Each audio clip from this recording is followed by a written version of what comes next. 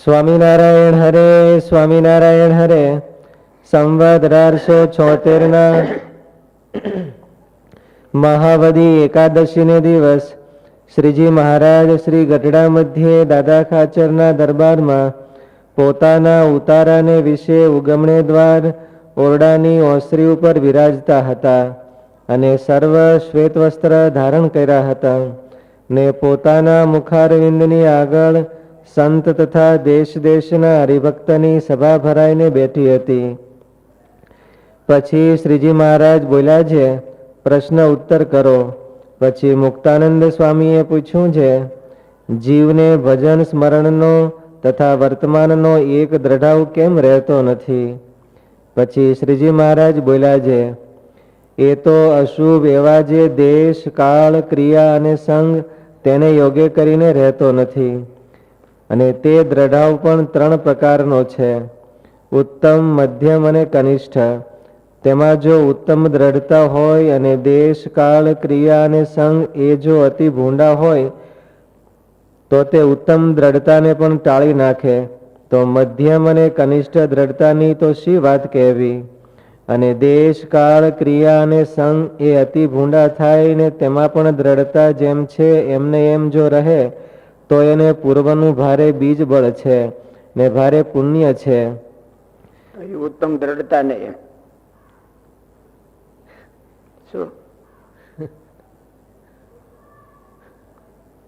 ફરીથી છેલ્લી લીટી વાત હતો. અને દેશ કાળ ક્રિયા અને સંગ એ અતિ ભૂંડા થાય ને તેમાં પણ દ્રઢતા જેમ છે એમને એમ જો રહે તો એને પૂર્વનું ભારે બીજ બળ છે ને ભારે પુણ્ય છે. શું કીધું? પૂર્વનું ભારે બીજ બળ અને પુણ્ય છે, પણ એની દ્રઢતા એવી ઉત્તમ છે એવું નથી.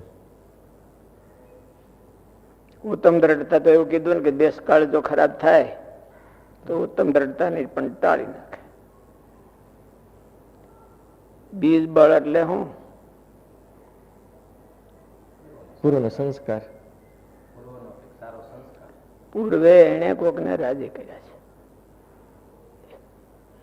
રાજી કરવાથી બીજ બળ થાય છે. ઉત્તમ દ્રઢતા તો પુરુષાર્થ થાય છે, રાજી કરવાથી બીજ બળ થાય છે. એટલે રાજી કરવા, રાજીપાનું ફળ છે એ પુરુષાર્થ કરતા પણ એક ડગલું આગળ છે. એટલે ગમે એવા એને દેશકાળ લાગ્યા હોય, દેશકાળ આવી ગયા હોય તો પણ જેને ભગવાનને અને ભગવાનના સત્પુરુષને રાજી કરી લીધા હોય એવા કઈ કાર્યથી કે સેવાથી રાજી કરી લીધા હોય તો એને એ દેશકાળ હોતે એમાંથી હોહારો નીકળી જાય.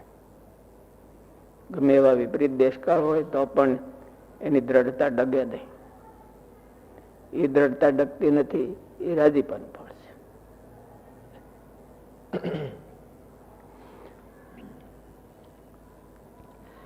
અને દેશ કાળ પૂર્વ સંસ્કાર કીધો અને ઓલાને પૂર્વનું પાપ કીધું.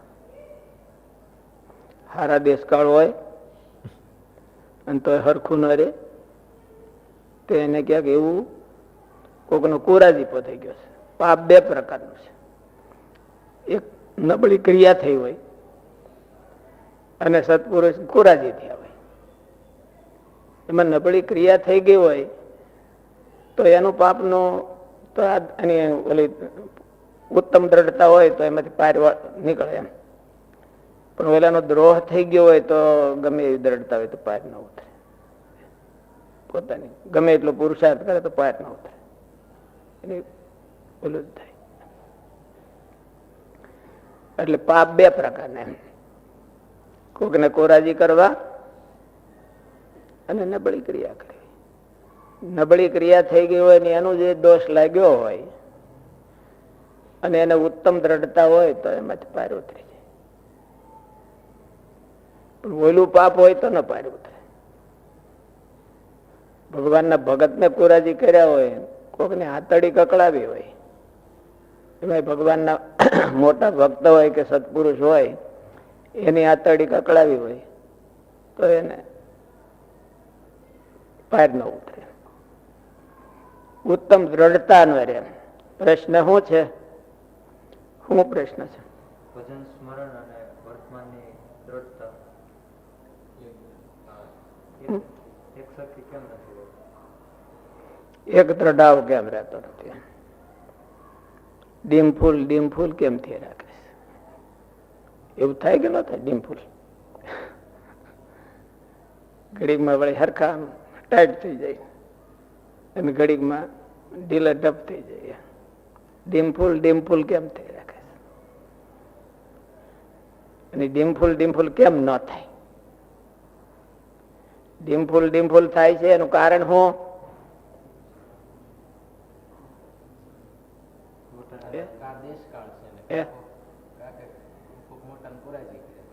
ઈ તો પછી કીધું મારે. એટલે એને અશુભ દેશકાળ ને સેવા છે એટલે ડીમફૂલ થાય છે. જો હારા દેશકાળ ને સેવે તો ડીમફૂલ થાય નહીં. ફૂલ ને ફૂલ નહીં. દેશકાળ એટલે શું? દેશકાળ એટલે શું?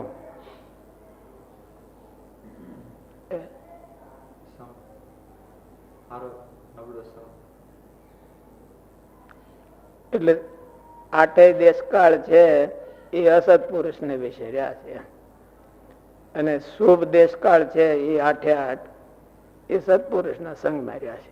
એવું ગુણાતીતાન સ્વામી કીધું. આઠ દેશકાળ તો જુદા છે. સવારે હારો કાળ હોય, સવારમાં કઈક ભજન કરી લેવું તો એ હારો કાળ સેવો કહેવાય. ટાઈમ મળે ત્યારે સત્સંગ કરી લેવો તો એ હારો કાળ સેવો કહેવાય. અને ચાન્સ મળે ત્યારે હારી ક્રિયા કરી લેવી ને રાજી કરી લેવા તો એ હારી ક્રિયા કરી. અને હારો સંગ હેત કરી લેવો. હારો સંગ એટલે હારે ઠેકાણે હેત કરી લેવું તો એ હારો સંગ. દેશ કાળ ક્રિયા સંગ પછી ઓલા ગૌણ છે. આ મુખ્ય ચાર: મંત્ર, શાસ્ત્ર, દીક્ષા અને ધ્યાન. એ ઓલા હોય એ પ્રમાણે થાય એટલે એને ફોલો કરનારા છે. પણ એ હારા કરી લેવાય. હારા શાસ્ત્ર નું સેવન કરી લેવું, મંત્ર નો જપ કરી લેવો, ઉત્તમ મંત્ર નો જપ કરી લેવો. એમાં તો કઈ બહુ વાંધો ન હોય. એ તો બધાને લગભગ એક હરખું. મંત્ર તો બધા મહારાજ નો મંત્ર છે, સ્વામિનારાયણ મંત્ર છે. ધ્યાન એ બધા મહારાજ નું છે. શાસ્ત્ર એના ઈ જ છે. શાસ્ત્ર કોઈક વાંચતા હોય ઓળે ગોખલે, નોવેલ વાંચતા હોય એટલે હવે તો ઓળે ગોખલે શાસ્ત્ર વાંચવાનું યુટ્યુબમાં ઓળે ગોખલે જોઈ લે. એટલે એ એને અસર કરે. સારું જો એમાંથી જોઈ લે તો સારું મળે, મોડું જોઈ લે તો મોડું મળે. મંત્ર શાસ્ત્ર પણ ઓલા ચાર છે એ મુખ્ય છે. અને એમાં હું એ આઠે આઠ છે ને આધારે રે એક પુરુષ ને આધારે આઠે આઠ નબળા છે એ એક નબળા પુરુષ ની હારે હેત થઈ જાય, નબળી વ્યક્તિ ની હારે હેત થઈ જાય એટલે આઠે આઠ બધા ખરા. અહીંયા રહેતો હોય તો ઉત્તમ દેશકાળમાં રહેતો હોય તો એમાંથી એને સારું નફું જાય. એટલે એકને વિશે આઠે આઠ રહ્યા છે. પુરુષને વિશે હારા હોય તો એને આઠે આઠ એના હારા થઈ જાય, નબળા હોય તો આઠે આઠ નબળા થઈ જાય. એક દ્રઢાવ રહેતો નથી અને રે છે એનું કારણ શું? હારાની હારે હેત ને હારાની હારે હેત હોય ને રે, અને નબળાની હારે હેત હોય ન જ રે. એને એક દ્રઢાવ રે નહીં ગમે એવું. નબળી વ્યક્તિને હારે હેત થયું પછી એ ભલે ગમે એવો હારો હોય, હારા દેશકાળ ને સેવતો હોય, માળા લઈને બેઠો હોય અને હારું જ બધું કરતો હોય તોય ન રે, એક ધારું ન રે.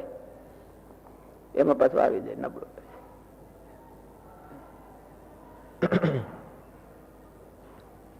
આવું તો મહારાજ કે છે કે નહીં? આપણે કહીએ છીએ મહારાજ કે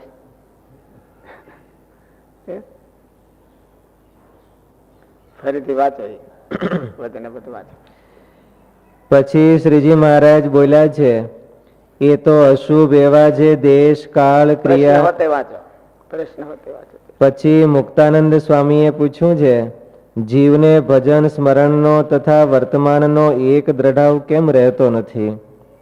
જેદી આવ્યા હોય અને જેદી અરમાન હોય ત્યારે ઘેરે નીકળ્યા ત્યારે અરમાન હતું કે નહીં કઈ કે નહોતું કર્યું કઈ? એમ એમ ખાબકી ગયા. આપણે આવા થવું છે એવું અરમાન હોય જયારે નીકળ્યા હોય ત્યારે. એ અરમાન એક હરખું કેમ રહેતું નથી? અને એ અરમાન ક્યાંય નું ક્યાંય ખોવાઈ જાય, બીજા અરમાન વચ્ચે આવી જાય. એ કોણ આપે? જેનો સંગ થઈ જાય એ અરમાન આપે. ઓલું અરમાન રહે નહીં. એકનું એક અરમાન રાવર ઘેરે નીકળ્યા હોય મુઠ્ઠી વાળીને ત્યારે મનમાં અરમાન ઘડતા હોય કે મુઠ્ઠી વાળીને અહીં પૂગું છું. એટલે અરમાન હોય ને આપડે ઓલામાં આવ્યું હતું રેપ હું એને એનાલિસિસ, રેપ એનાલિસિસ એટલે રિક્રિએશન અને એસ્પિરેશન એટલે અરમાન ને. એટલે એનું અરમાન હોય મનમાં, ક્યાંક અરમાન ઘડીને બેઠા હોય કે આપણે આવું થવું છે, આમ ભગવાનને રાજી કરવા છે, મહારાજના અક્ષરધામમાં હમણાં પૂગવું છે. એવા અરમાન હોય, ન હોય તો કરવા જોઈએ એવા અરમાન. નવા હોય તે હરખું જલ્દી થઈ જાય પછી. અને એ અરમાન એક ધારું કેમ રહેતું નથી? તો એવું અરમાન જેને હોય ને એની હારે જોડાઈ ગયો હોય તેને અરમાન રહે. પેલા બીજા અરમાન રાખ્યા હોય, હિન્દુસ્તાનમાં લઈ જાય એવા અરમાન રાખ્યા હોય અને એની હારે જોડાઈ જાય, એની હારે એક થઈ જાય તો એ એક ધારો અરમાન રહે નહીં. એક ધારો અંતરનો દ્રઢાવ છે. એ તો શેનો છે? અંતરમાં હોય. દ્રઢાવ તો અંતરમાં હોય, એને લઈને ક્રિયાઓ થાય.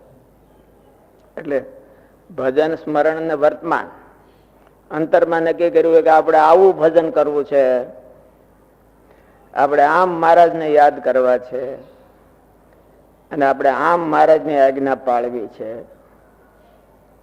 ભજન સ્મરણ ને વર્તમાનનો દ્રઢાવ એ એક ધારો કેમ રહેતો નથી?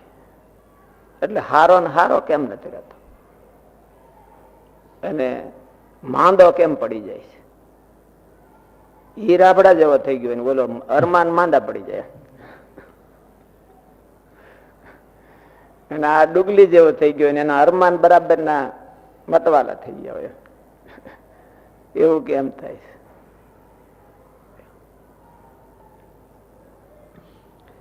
પછી મુક્તાનંદ સ્વામીએ પૂછ્યું છે, જીવને ભજન સ્મરણનો તથા વર્તમાનનો એક દ્રઢાવ કેમ રહેતો નથી? વધારે અરમાન થવા જોઈએ.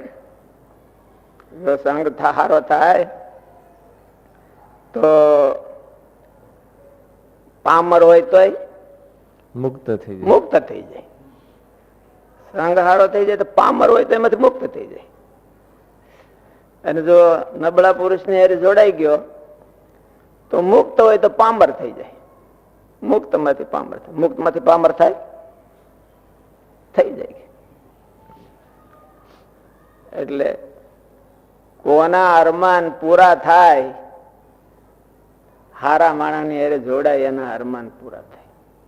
હારા ઓલાના તો નબળા અરમાન પૂરા નથી થતા. નબળા માણસ નબળા અરમાન પૂરા ન થાય. અજિતેન્દ્રિય પુરુષ ના કોઈ મનોરથ પૂરા નથી થતા એવું એકાદશમાં લખ્યું છે. અજિતેન્દ્રિય પુરુષના આ લોકના નબળા મનોરથ હોય એ પૂરા નથી થતા. કે ભગવાન નબળા મનોરથ બધા ભગવાન પૂરા થવા દે? ન થવા દે. મારે આને હેરાન કરવો છે તો ભગવાન ન થવા દે હેરાન. ઓલાની રક્ષા ભગવાન કરતા હોય ને. એટલે એના અરમાન તો નબળા માણસના અરમાન તો એના નબળા અરમાને પૂરા નથી થતા. અને હારા માણસના અરમાન છે એ ક્યારે પૂરા થાય? આપણા અરમાન પૂરા કરવા હોય તો હારા માણસને હારે જોડાવું. નબળા માણસ યારે નહીં જોડાવાનું. નબળા માણસ પગે લાગી લેવાનું, બાંધવું નહીં, એને બથો બચાવી તો આપણે કઈ પૂગી નહીં, એને પગે લાગી લેવાનું, હાયા કરી દેવાની, જી હા તમે બહુ સારા છો, પણ જીવ મળવા ન દેવો એવું કીધું. એની હારે જો જીવ મળી ગયો તો એના એક અરમાન પૂરા, હારા મોડા કાંઈ નહીં પૂરા થાય.